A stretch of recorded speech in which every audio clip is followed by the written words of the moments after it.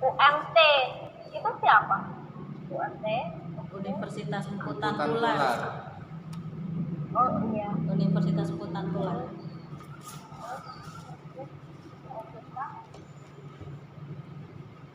Tolong semua juri kameranya di on kan ya. Iya, ini kecuali Evita, ini juri dari metode Mas Septiono, ini sedang berhalangan, dan ini kandidat magister. Berinteraksi ya melalui Zoom ini dalam rangka final lomba debat yang diadakan oleh Billy Nobel and Associates dalam rangka hari ulang tahun yang kedua. Ini sebelumnya saya ucapkan selamat buat Universitas Mputan Tular dan Universitas Surabaya. Pada kesempatan kali ini saya sebagai moderator akan membacakan mosi terlebih dahulu untuk sesi yang pertama, yaitu tentang penyelesaian perkara pidana non-litigasi. Nah, pada kesempatan kali ini kita sudah menentukan tim pro dan tim kontra. Tim pro oleh Universitas Mputan Tular dan tim kontra dari Universitas Negeri Surabaya, UNESA.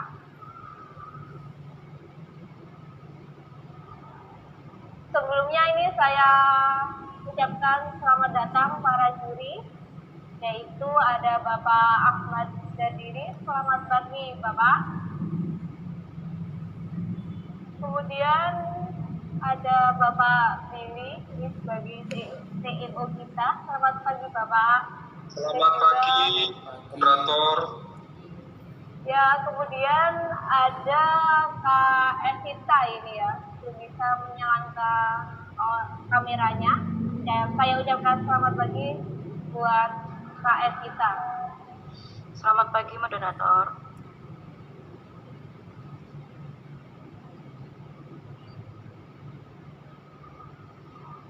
Ya, untuk selanjutnya ini saya akan membacakan peraturan lomba pada pagi hari ini. Seperti biasanya, aturan tiap tim diperbolehkan membawa catatan atau rangkuman pada saat bertanding kecuali buku dan jurnal. Penentuan sebelum dimulainya lomba itu ada waktu 3 menit untuk flash building, kemudian memakai kostum bebas, rapi dan sopan.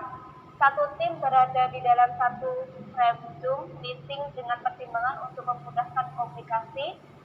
Kemudian menggunakan PC untuk media Zoom. Tiap tim diharapkan menggunakan mikrofon, terus berada di tempat yang tidak gaduh. Diharapkan menggunakan koneksi internet yang stabil. Jarak peserta dengan kamera minimal 1 meter. Semua sudah ya, tertata rapi ini. Kemudian kamera on dan mic di mute. Sudah? Ya, untuk mengawali lomba pada pagi hari ini, marilah kita semuanya berdoa terlebih dahulu. Sesuai dengan keyakinan masing-masing, berdoa disilahkan.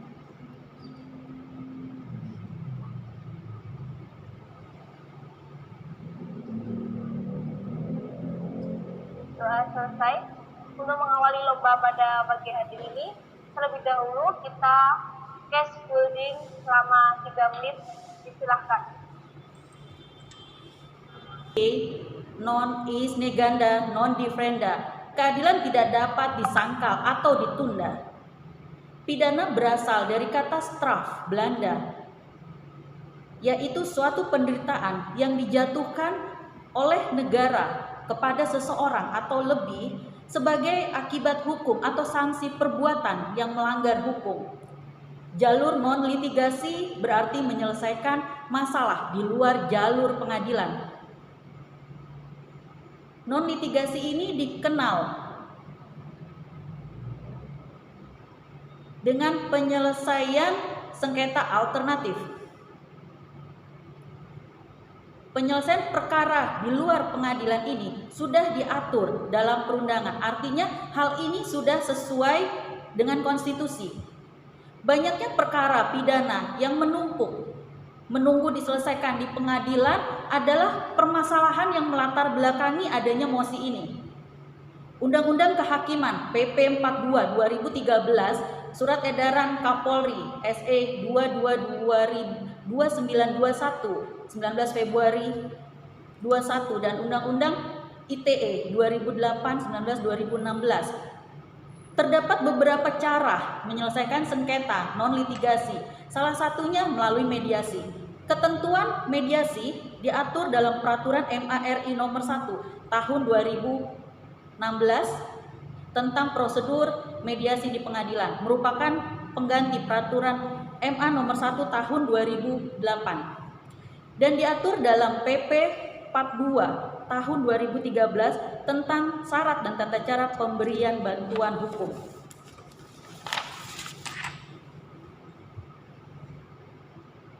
Dalam non-litigasi basisnya adalah mediasi sesuai dengan asas negara kita, musyawarah dan mufakat. Non-litigasi kita mengenal istilah mediasi, restoratif justice, ultimum remedium, arbitrase, dan diversi.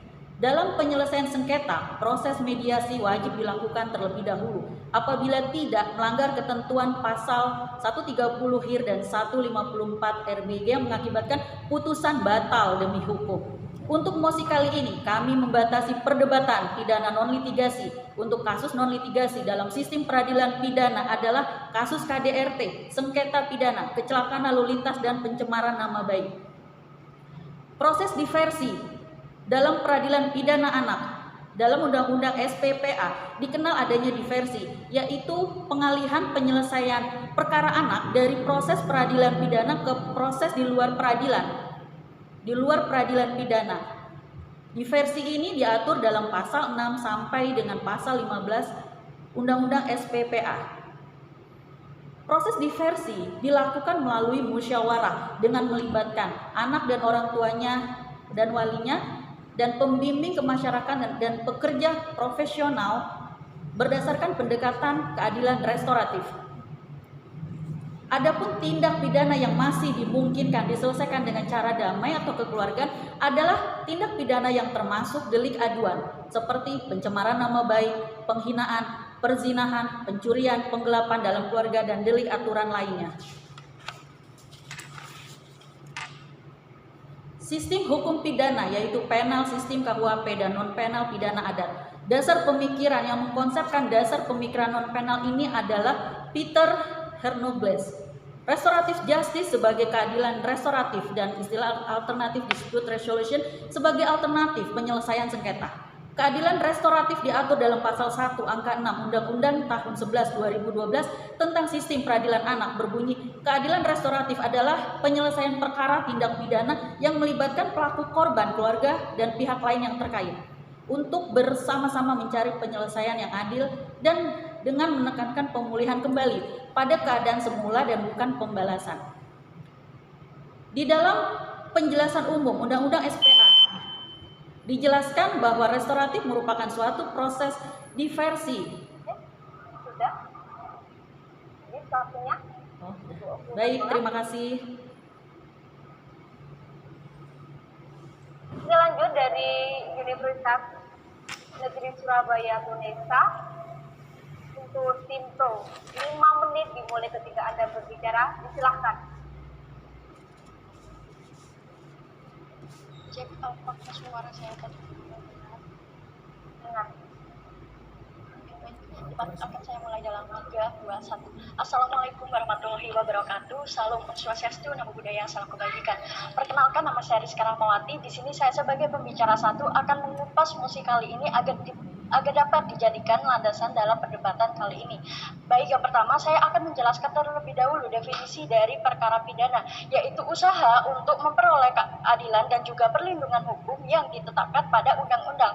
Kemudian yang kedua, adapun non-litigasi adalah suatu cara menyelesaikan masalah hukum di luar pengadilan. Kemudian latar belakang mengapa mosi ini bisa diperdebatkan, karena yang pertama belum adanya aturan baku atau aturannya spesifik yang mengatur mengenai penyelesaian kasus non litigasi yang lebih khusus. Kemudian yang kedua, beban kasus yang diselesaikan ini tidak memiliki kategori sehingga belum adanya tingkat keadilan yang dimiliki oleh para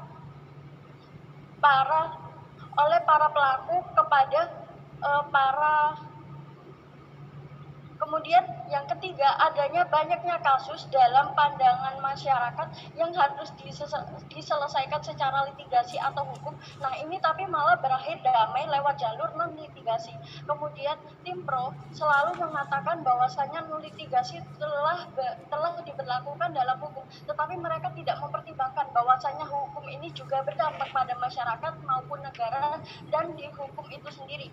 Nah di sini saya akan menjelaskan dampaknya pada konteks saya. Yang pertama, dari segi hukum, non litigasi ini tidak memiliki undang-undang khusus yang berlaku untuk mengkategorikan setiap kasus. Padahal setiap kasus di sini sudah memiliki penyelesaiannya sendiri bagi jalur-jalur di dalam hukum itu sendiri. Kemudian yang kedua, dari segi negara, non litigasi ini tidak memiliki ketegasan dalam hukum itu sendiri. Karena apa? Hukum seharusnya ditindak dengan adil. Kemudian dengan non litigasi cenderung menyepelekan hukum itu sendiri yang sudah diatur. Contohnya untuk KDRT sudah ada hukumannya apa-apa, dan itu tidak diterapkan jika melalui jalur litigasi, sehingga hukum di Indonesia tidak memiliki ketegasan. Kemudian yang ketiga, dari segi masyarakat itu sendiri, non litigasi ini tidak menjamin adanya efek jera. Nah, saya tantang kepada tim pro untuk menyebutkan bagaimana cara memberikan efek jera kepada para pelaku sehingga dapat adil secara korban itu sendiri dan juga dapat menjamin efek jera dari pelaku itu, karena jika tidak dihukum mereka akan terus-menerus melakukan kejahatan yang sama. Nah, kemudian oleh karena itu di sini kami tidak setuju apabila permasalahan kasus pidana yang berat itu diselesaikan melalui jalur non litigasi, karena dalam konteks yang saya sebutkan tadi itu menjadi permasalahan baru dalam dunia hukum di Indonesia. Kemudian masuk pada argumentasi dasar yang akan saya bawa. Yang pertama, dalam Undang-Undang 1945 pasal 1 ayat 3 dijelaskan bahwasanya hukum ini menjadi keharusan dalam kehidupan berbangsa dan juga bernegara. Nah, jadi hukum dapat menciptakan ketertiban serta keadilan pada masyarakat. Nah, jika hukum tidak ditegakkan, maka di mana unsur keadilan dan juga ketertiban yang ada pada masyarakat itu dapat berlangsung. Kemudian yang kedua, non litigasi ini tidak dapat menjamin adanya keadilan bagi para korban yang dizalimi oleh pelaku itu sendiri. Kemudian yang ketiga, non litigasi ini tidak dapat menjamin efek jera pada pelaku sehingga dapat meresahkan masyarakat. Masyarakat menjadi resah apabila mereka terus-menerus mengulangi kejahatan yang sama. Contohnya KDRT, apabila tidak diselesaikan secara hukum dan itu dampaknya hingga menghilangkan nyawa, maka berdampak fatal pada masyarakat. Dewan Juri yang terhormat. Kemudian jika dikatakan mampu, buktinya mana? Buktinya mana jika non litigasi ini mampu memberikan efek jera? Ternyata ya tidak terbukti dari banyaknya kasus yang terus meningkat setiap tahunnya. Itu membuktikan bahwasannya non litigasi ini tidak memberikan dampak baik kepada masyarakat maupun efek jera kepada si pelaku. Kemudian yang keempat, non litigasi ini tidak dapat memberikan ketegakan hukum yang jelas sesuai dengan amanat undang-undang karena tidak ada regulasi yang berlaku secara spesifik yang mengatur mengenai non litigasi secara khusus, hukumannya seperti apa, regulasinya seperti apa, dan peraturannya seperti apa. Itu tidak ada. Dewan Juri yang terhormat. Oleh karena itu di sini kami sebagai tim kontra menolak apabila penyelesaian perkara pidana diselesaikan melalui jalur non litigasi. Sekian dari saya. Wassalamualaikum warahmatullahi wabarakatuh. Salam. Waktu sudah habis ya. Itu tadi babak pertama. Sekarang memasuki babak kedua. Terlebih dahulu saya akan membacakan peraturan perlombaan pada siang hari ini. Waktu 2 kali 7 menit toleransi 10 detik didasarkan oleh tim pro pembicara 2 7 menit toleransi 10 detik didasarkan disampaikan oleh tim kontra pembicara 2 7 menit toleransi 10 detik. Diperbolehkan adanya interupsi 3 kali. Oke, oleh tim pro dari Universitas Empu Tangsular. 5 menit dimulai ketika Anda berbicara. Silahkan. Sudah. Ya. Oke.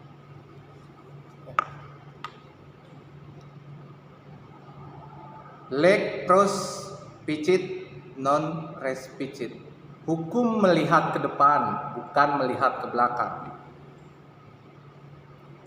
Selamat pagi Dewan Juri yang terhormat, teman tim kontra yang kami banggakan.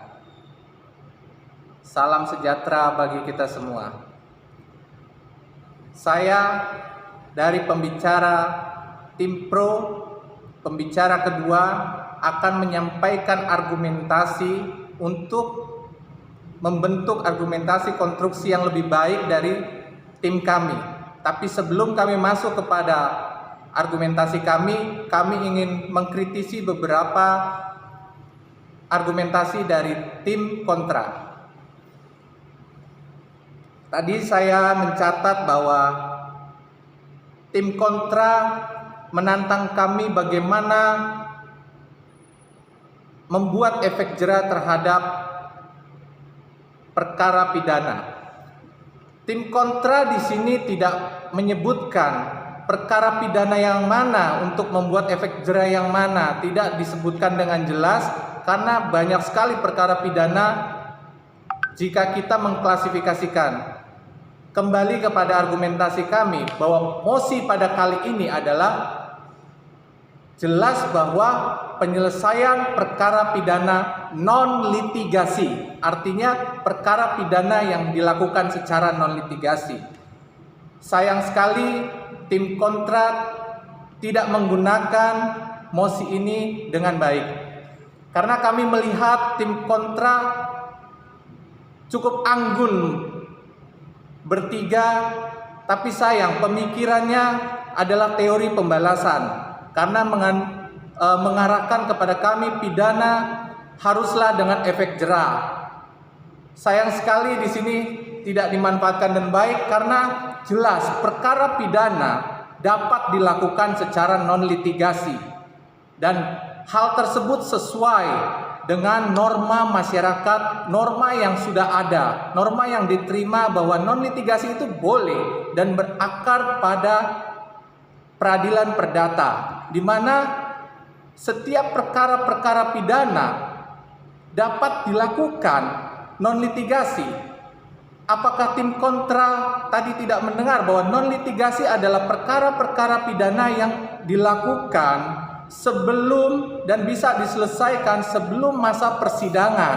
Artinya di sini bahwa perkara-perkara ini dapat kita selesaikan dengan baik dan tetap dengan ajas kemanfaatan dan tetap dengan ajas keadilan.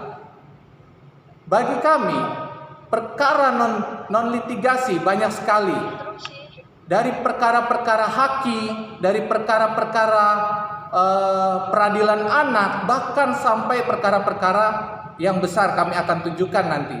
Tapi sebelum kami menuju ke sana, saya akan memberikan gambaran sedikit tentang kepada tim kontra bahwa perkara seperti contohnya perkara haki. Perkara haki betul ya, ada perkara perdatanya. Tapi tim kontra apakah mengetahui bahwa di perkara haki ada perkara pidananya? Dan apa yang dilakukan? Apa yang bisa dilakukan oleh kita insan penegak hukum untuk kepada setiap pencari keadilan di sini? Kita bisa memberikan solusi kepada mereka untuk memberikan jalur non litigasi. Apakah bisa? Bisa, karena memang dibuka ruang untuk non litigasi. Perkara haki memang memiliki unsur perdata, tapi jangan lupa bahwa perkara haki akan saya sebutkan salah satunya melalui undang-undang merek. Undang-undang merek pada saat ini sudah memasuki Undang-Undang nomor 20 tahun 2016, di mana perkara tersebut tidak mengenal kata pemalsuan, tapi menggunakan merek orang lain. Silakan.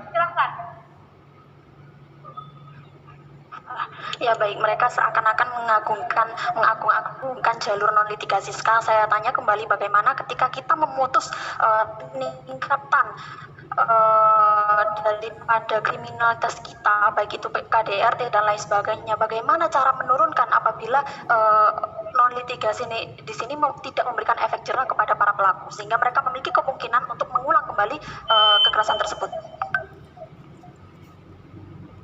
Itulah, lanjut. Baiklah. Berarti? Terima kasih tim kontra.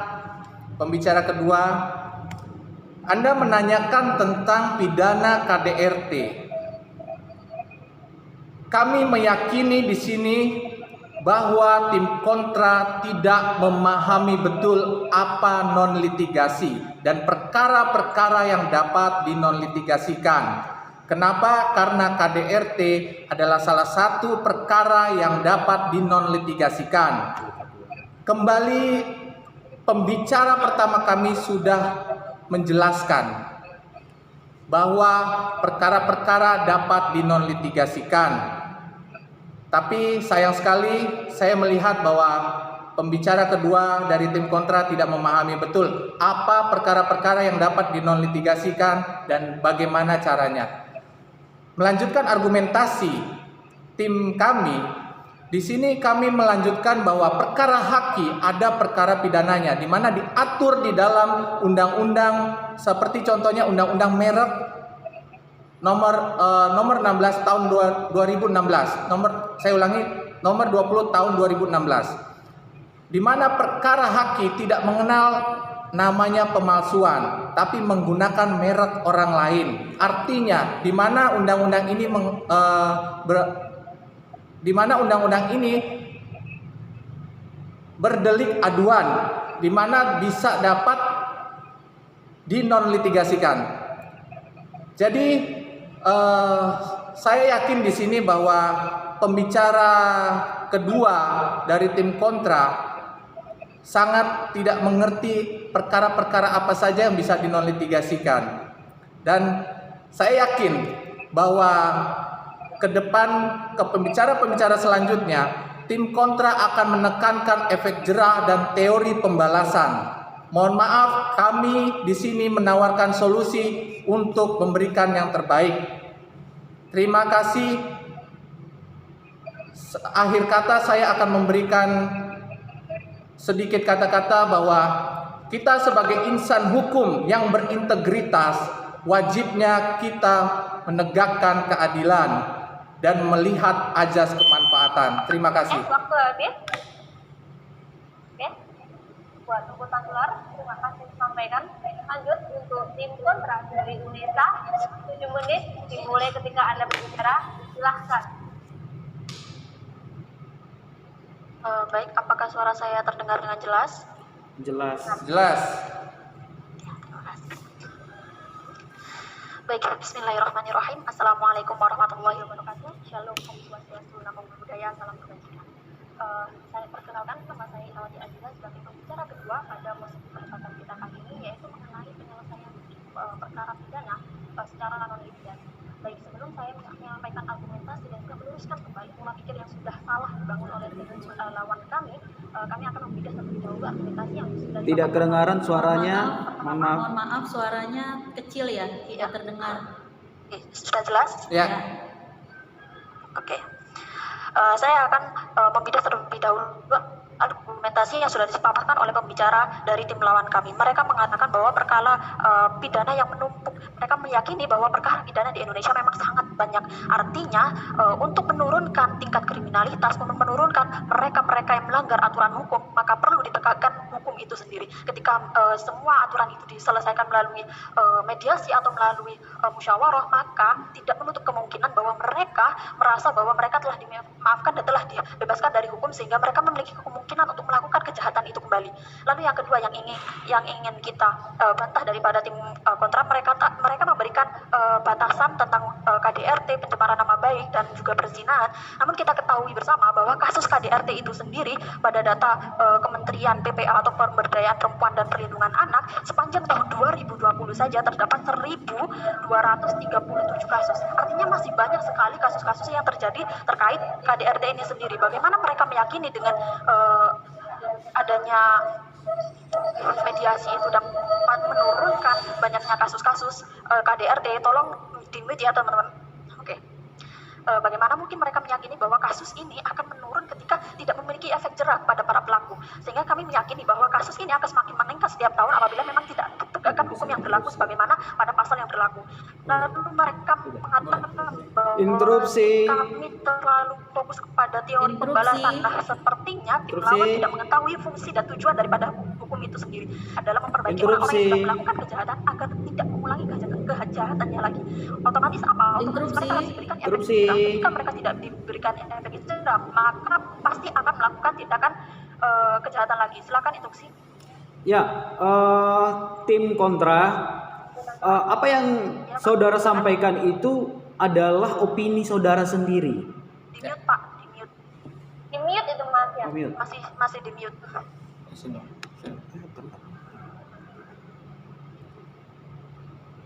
Ini loh. Ayo, Sebentar. Sebentar.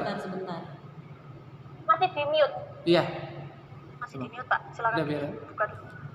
Ya, interupsi tim kontra.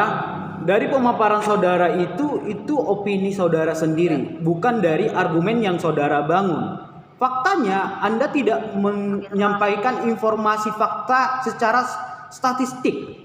Boleh Anda jabarkan dari argumen opini saudara itu supaya nyambung. Terima kasih. Baik, terima kasih sudah saya pahami. Nampaknya tim kontra tidak mengetahui bahwa setiap argumentasi yang kami bawa itu semua didasari dengan data-data yang kami dapatkan dari kementerian dan lain sebagainya. Jadi tidak serta-merta kita mengungkapkan argumentasi tanpa didasari data, karena kita sangat tahu dalam dunia perdebatan apabila argumentasi tidak didasari dengan data maka tidak mungkin. Semua argumentasi kami memiliki data. Lalu mereka mengatakan bahwa perkara apa saja yang dapat dinonlitigasikan. Nah, inilah yang kami khawatirkan bersama, bahwa memang tidak ada undang-undang khusus yang mengkategorikan kasus mana yang memasuki ranah litigasi. Interupsi. Kasus ini yang sebentar, kasus ini yang memasuki ranah litigasi. Dan juga dalam aturan baku itu tidak ada yang pasti. Silakan. Ya, terima kasih. Pembicara kedua dari tim pro akan menanyakan bahwa tadi saudara bilang tentang data. Kalau begitu saya tantang saudara bahwa sistem peradilan pidana atau SPP yang terpadu Integrated Criminal Justice System, sebutkan data-data yang ada di situ, berapa banyak perkara yang memang ada. Terima kasih.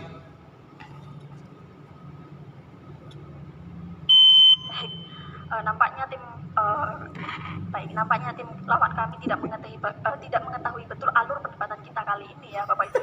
Maka kami akan melanjutkan argumentasi kami dan juga meluruskan kembali cara berpikir dari tim lawan yang sama sekali tidak selaras dengan mosi kita perdebatan kali ini. Lalu memasuki argumentasi kami sangat tidak menyetujui pada mosi ini. Karena apa? Karena perkara pidana itu seperti berupa korupsi, pemerkosaan, penganiayaan, pembunuhan, pencurian, pemalsuan dan lain sebagainya itu tidak memiliki efek jerah. Bagaimana ini kami dapat menjelaskan seperti ini? Pasalnya tindakan pidana pemerkosaan misalkan telah diatur dalam pasal 285 KUHP, barang siapa yang melakukan kekerasan dan juga ancaman kepada perempuan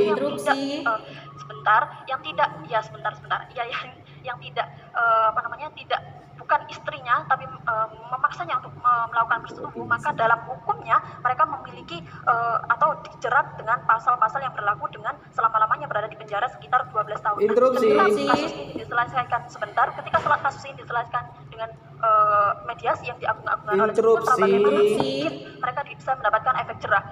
Dipersilakan. Interupsi. Baik, terima kasih. Tadi tim kontra hanya menyebutkan opini bahwa litigasi itu ada efek jerahnya. Nah, apakah ada jaminan dengan litigasi itu efek jerah itu? Ada efek jerah juga. ada efek jerahnya karena banyak kejadian berulang. Terima kasih ya. Terima kasih. Saya mengerti maksudnya. Baik. Di sini kami menjelaskan kembali bahwa ketika orang tersebut saja mendapatkan hukum, dia masih memiliki kemungkinan untuk melakukan tindakan kriminalitas itu lagi, maka kami tanyakan bagaimana ketika hukum itu tidak ditegakkan dan diselesaikan melalui mediasi, apakah menjadi semakin memiliki kemungkinan bahwa tingkatan kriminalitas kita akan semakin menurun. Gini analoginya Bapak Ibu dan juri, yang ingin kita sampaikan kepada tim kontra, ketika mereka mengatakan dan jarum litigasi dan lain sebagainya, kita meyakini bahwa semua kasus ketika dilakukan secara perkara peradilan, mereka masih memiliki kemungkinan melakukan tindakan kriminalitas lagi. Nah, ketika mereka menyelesaikan kasus ini berdasarkan mediasi, apakah tingkatan kriminalitas akan semakin menurun? Sedangkan data yang kita miliki terus semakin meningkat, Bapak Ibu. Nah, makanya ini yang kami luruskan bahwa tujuan sebentar sudah ada instruksi yang sudah saya terima, berarti saya berhak untuk menolak. Lalu saya akan melanjutkan tentang tujuan daripada pemberlakuan hukum itu sendiri. Yang pertama, kenapa hukum itu harus ditegakkan? Karena yang pertama membuat efek jerah kepada para penjahat. Lalu yang kedua, melindungi kepentingan bersama. Karena mereka yang melakukan kejahatan jelas merugikan masyarakat lainnya. Lalu yang ketiga, mencegah terjadinya konflik, di mana ketika keadilan tidak dapat ditegakkan, maka akan menimbulkan gejala-gejala sosial yang lainnya yang mengakibatkan kerusakan pada sistem hukum itu sendiri. Lalu yang ketiga, fungsi daripada hukum itu sendiri yaitu mengatur dan juga tatanan masyarakat dan juga melindungi daripada masyarakat itu sendiri. Kita ketahui bersama bahwa sebenarnya hukum sudah selayaknya ditegakkan di Indonesia, karena kita tahu bahwa Indonesia adalah negara hukum. Lalu apa yang terjadi ketika hukum ditegakkan sesuai pada pasal juga tingkatan perkara pidana yang dilakukan? Yang pertama, tegaknya supremasi hukum. Bagaimana kita ketahui ini, supremasi hukum itu tidak akan tercapai apabila aturan-aturan yang berlaku dari tindakan tidak ditaati sebagaimana pasal yang berlaku di semua elemen negara. Lalu yang kedua, tegaknya keadilan kepada masyarakat. Lalu yang ketiga, wujudnya perdamaian di seluruh Indonesia. Kita ketahui bahwa tugas daripada hukum itu sendiri adalah memberikan aturan dan lain sebagainya, dan juga fungsi hukum itu sendiri memberikan aturan dan lain sebagainya, dan tujuan hukum itu sendiri adalah menjadikan efek jerah dan tidak mengakibatkan orang lain melakukan kejahatan lagi. Nah, seperti contoh yang kami paparkan bahwa masih banyak sekali kejahatan-kejahatan, baik itu kriminalitas, seksualitas, dan lain sebagainya yang selayaknya memang diusut berdasarkan pasal-pasal yang berlaku, bukan berdasarkan mitigasi, non-litigasi itu sendiri. Terima kasih. Semakin memanas ya untuk siang hari ini. Tadi sudah disampaikan penjelasan pertama dari Universitas Andalas dan UNESA. Sekarang babak ketiga.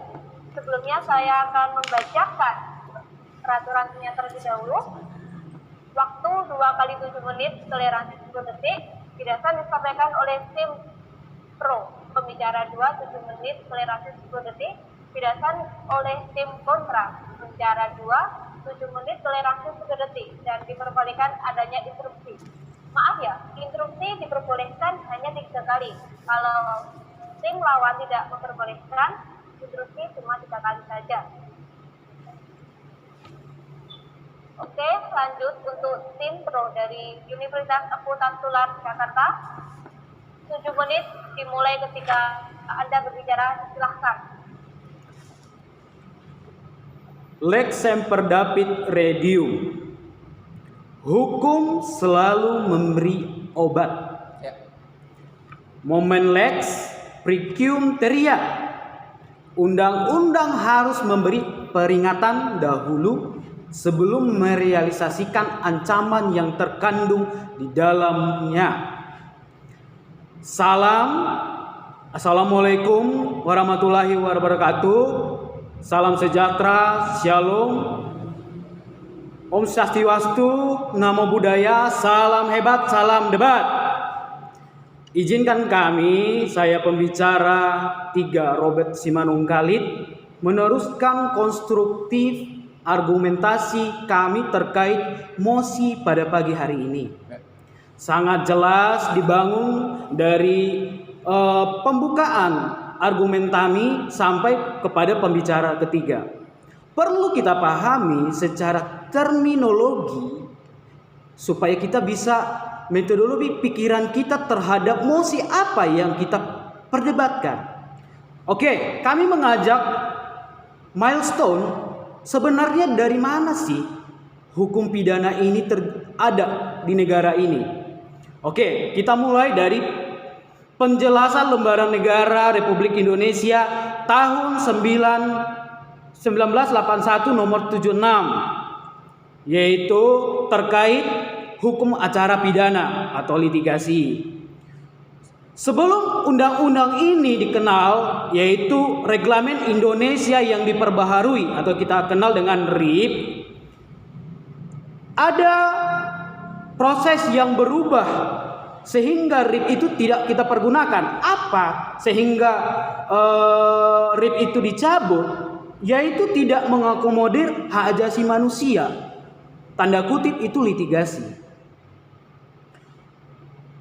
Karena tidak sesuai dengan cita-cita yang berasal dari hukum nasional yang diganti dengan hukum acara pidana itu, sehingga ciri-ciri dari kodifikasi dan unifikasi berdasarkan Pancasila dan Undang-Undang Dasar 1945 tidak terakomodir di dalam RIP. Nah,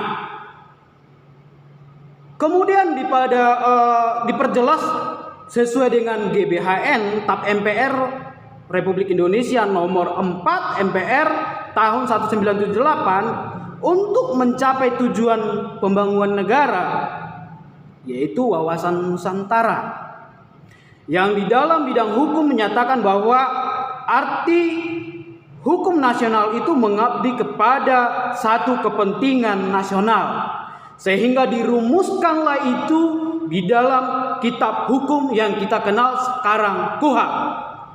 Jadi dasar yang kita perdebatkan sekarang itu litigasi tidak keluar dari proses yang diatur di dalam KUHP itu sendiri. Nah, yang menjadi perdebatan kita pada pagi hari ini, pada dasarnya penyelesaian sengketa itu ada dua cara. Pertama, litigasi.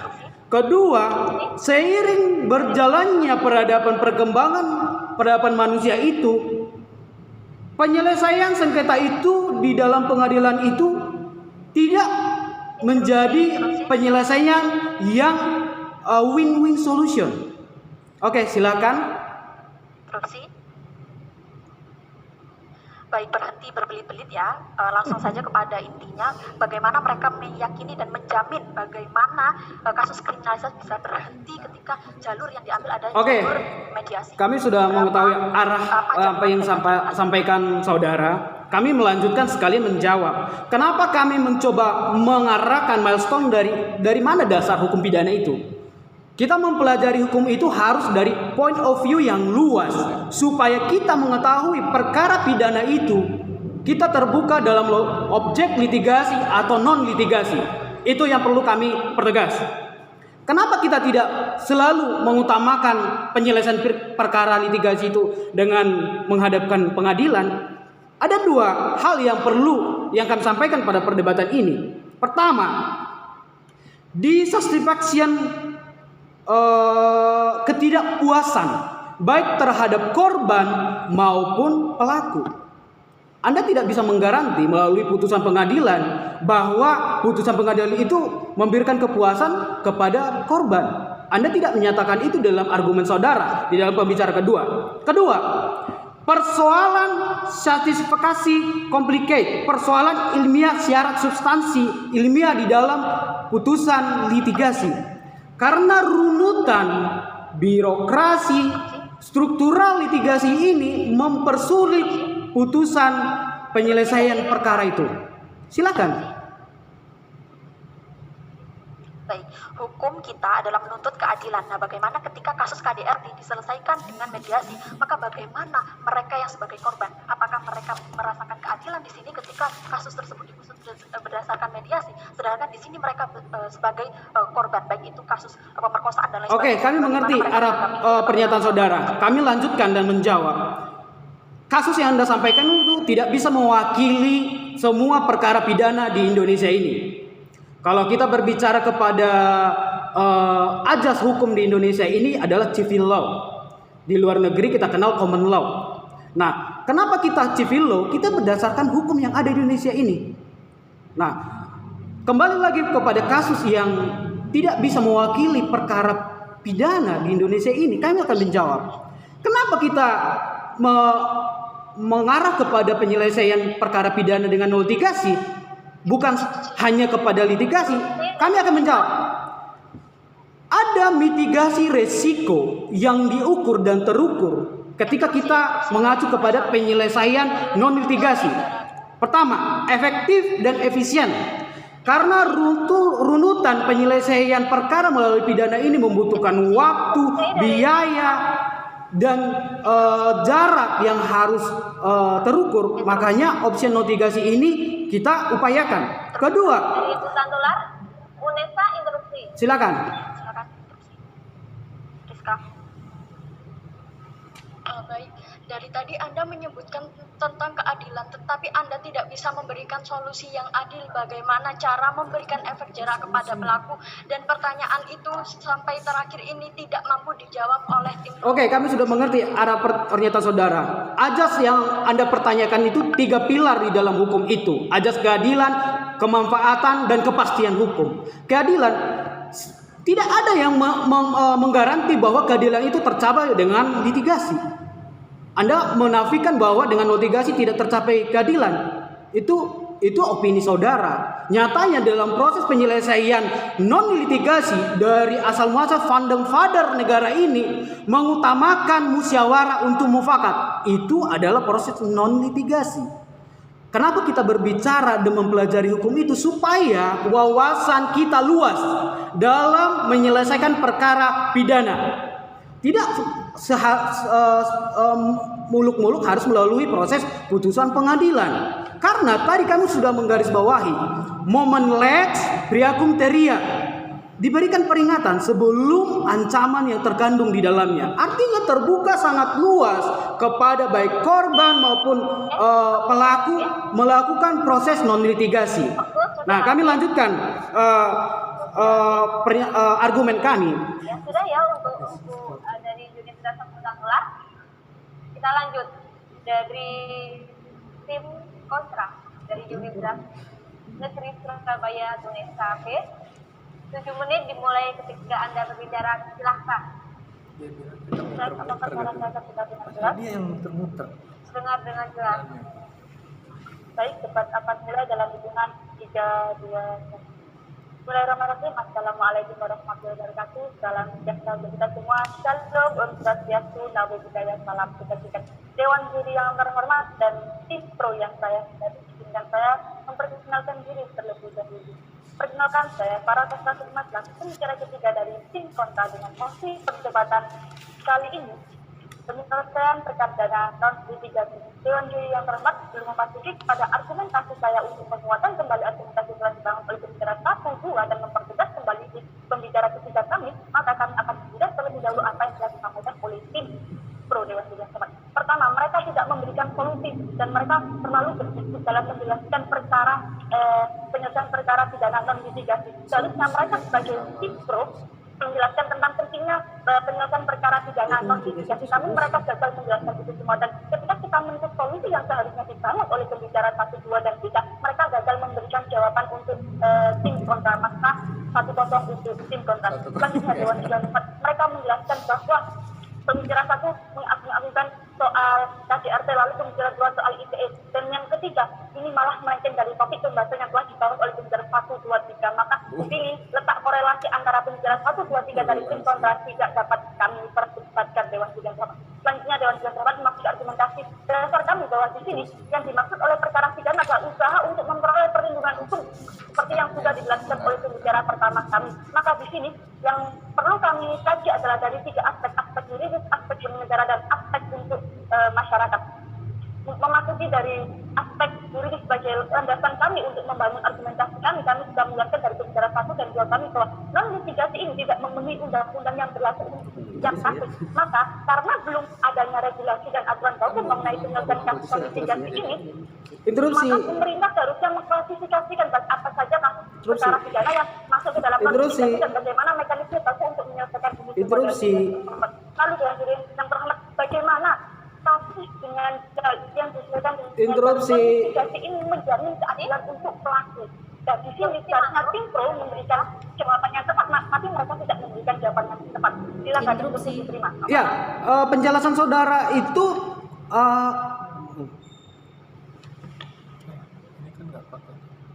Silakan. ya, interupsi.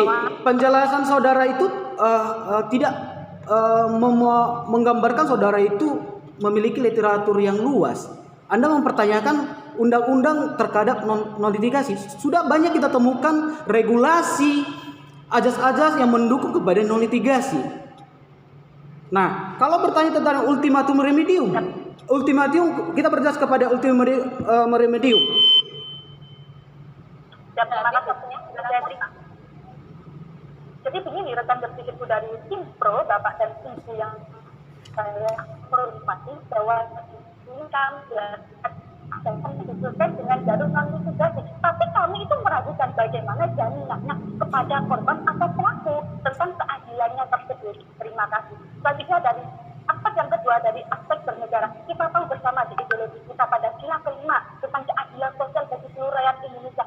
Nah, Dewan Pilihan Tempat, apabila non-litigasi ini tidak ditinjau ulang dan dikaji serta diberlakukan dengan akurat, maka tidak akan mencerminkan ketegasan dari keadilan negara kita. Interupsi. Penyelesaian jalur non-litigasi Interupsi. harus dikaji terlebih dahulu. Interupsi. Nah, di sini kami Interupsi. ya itu silakan. Ya, terima kasih pembicara ketiga. Pembicara ketiga terlalu mengarahkan pembicaraan ini dari opini yang saudara bangun. Pertanyaannya, dari tadi saya tanya tentang SPP pun criminal justice system itu tidak dijawab, tidak mengerti tentang apa criminal justice system di sini. Saudara mohon dijelaskan kembali apa yang telah dibangun. Ya, baik, saya akan menjelaskan kembali bahwa di sini pembicara satu kami sudah menjelaskan bahwa tidak ada regulasi yang tepat. Tentu saja tugas saya sebagai pembicara itu tidak akan merampas semua yang sudah dibangun oleh pembicara satu dan pembicara dua kami untuk kami tegaskan ulang untuk pembicara ketiga kami bahwa di sini kami sebagai tim kontra harus melawan mosi perdebatan kali ini dan kami menuntut bagaimana keadilan Interupsi. dan pidana dengan perkara Interupsi. selanjutnya dari silakan diinterupsi. Baik, kami ingin menanyakan bahwa jalur litigasi itu mempunyai proses waktu yang panjang, yang lama, sedangkan banyak kasus-kasus menumpuk yang tidak diselesaikan di pengadilan. Ini akan menghambat kepastian hukum seseorang, apakah dia dinyatakan bersalah atau tidak, itu butuh waktu proses yang lama. Bagaimana tanggapannya? Ya, terima kasih. Maka dari itu kami seharusnya sebagai tim yang berinsight kita harus meluruskan kembali mekanisme hukum melalui litigasi maupun non litigasi untuk kita mengklasifikasikan perkara mana yang akan masuk ke jalur non litigasi maupun litigasi. Interupsi. Lanjut dari aspek sosial masyarakat. Interupsi. Itu sudah 3 kali izinkan saya untuk memberikan penguatan kembali. Terima kasih. Tanpa Baru menggunakan 2 kali. saya akan melanjutkan kembali argumentasi saya.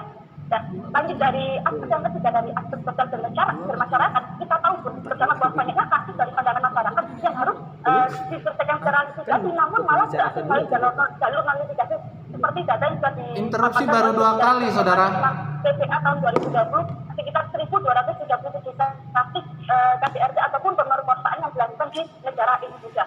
Yang juri yang terhormat, dalam tradisi masyarakat kita tahu bersama bahwa sering dilakukan upaya non litigasi atau jalur yang memisahkan pelaku dengan korban apabila tidak ada hubungan family dengan yang terhormat. Nah, di sini solusi ini tidak berjalan dengan efektif, namun membawa banyak dampak negatif atau mudarat bagi korban. Yang pertama, ini dapat berakhir pada semakin meluasnya pelaku untuk memperalat si korban. Nah, di sini apabila perkara pidana seperti ini diselesaikan dengan jalur non litigasi, maka keadilan dan perlindungan kepada pelaku ini kami ragukan. Lalu yang kedua, apalagi pelaku dan korban ini beda agama dan dinikahkan dengan adanya kasus yang seperti ini, tentu saja ini akan menjadi gangguan psikis yang akan menyerang oleh pelaku. Yang ketiga adalah sebelumnya Interupsi. dari korban dan pelaku ini ada permusuhan antara Interupsi baru 2 kali, saudara. Jika mereka dibicarakan atau dilakukan dengan jalur non litigasi, maka ini akan mengganggu bagaimana keadaan psikis dan bagaimana jaminan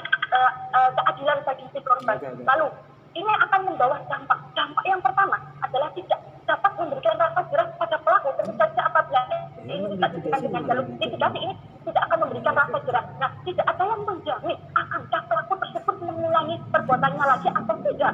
Di sini tim pro juga tidak dapat menjamin ini. Lalu yang kedua adalah kewaspadaan atau kekhawatiran Pembicara ketiga interupsi. masyarakat karena pelaku tidak diberikan jaminan. Baru 2 kali. Pelaku tidak akan mengulangi lagi 3 kali ya. Cara kita untuk menjamin keamanan dan keselamatan bagi setiap masyarakat tentu saja ini tugas dari pemerintah dan undang-undang yang sudah berlaku di pemerintahan kita bahwa negara harus menjamin keselamatan dan rasa kewaspadaan oleh masyarakat. Lalu yang ketiga akan timbulnya konflik di kalangan masyarakat. Nah, akan menimbulkan perilaku sosial dan keharmonisan yang tidak sehat apabila keadilan ini tidak ditegakkan dengan setegak-tegaknya. Bukankah ini menjadi dasar ideologi negara kita untuk memberikan keadilan bagi seluruh rakyat Indonesia? Nah, lalu mengapa ini urgensinya? Kenapa kita harus memberlakukan hukum atas perkara pidana ini? Yang pertama, sesuai dengan amanat yang tercantum di dalam Undang-Undang 1945 pasal 1 ayat 3 di mana hukum menjadi suatu garusan dalam kehidupan berbangsa dan negara. Karena yang pertama, hukum dapat menciptakan ketertiban dan keadilan di masyarakat. Yang kedua, hukum dapat memberikan rasa aman dengan keresahan yang terjadi dari akibat kasus di masyarakat. Lalu yang ketiga, meredam konflik sosial di tengah masyarakat. Apabila suatu perkara tidak diberikan dengan jalur litigasi, maka ini akan menimbulkan konflik sosial, akan menimbulkan keresahan di masyarakat. Tentu saja ini tidak bisa menjamin kewaspadaan di masyarakat. Terima kasih. Ya, terima kasih buat Bu Nesa sudah menyampaikan sangat bagus sekali. Ini langsung ke babak 4 ya, babak kesimpulan. Terlebih dahulu saya akan membacakan peraturannya. Waktu 2 kali 5 menit. Kesimpulan disampaikan oleh tim pro. Pembicara 1 selama 5 menit, toleransi 10 detik. Kesimpulan disampaikan oleh tim kontra. Pembicara 1 5 menit, toleransi 10 detik. Untuk tim pro dari Universitas Angkutan Tular 5 menit dimulai ketika Anda berbicara, silahkan. Maaf kak. Seharusnya untuk replay speech dari tim kontra dulu kak. Sepertinya salah teknis.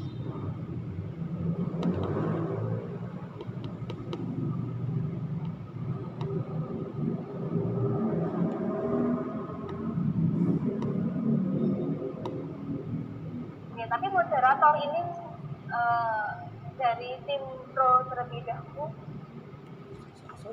Harus nggak apa-apa. Aturan debat untuk replay speech tim kontra kak. Kalau memang seperti Maaf, aturan dari mana? Ya, Aturan debat mana? dilanjutkan. Kesimpulan, silakan moderator dilanjutkan. ya. Angkutan Tular silahkan. Bismillah.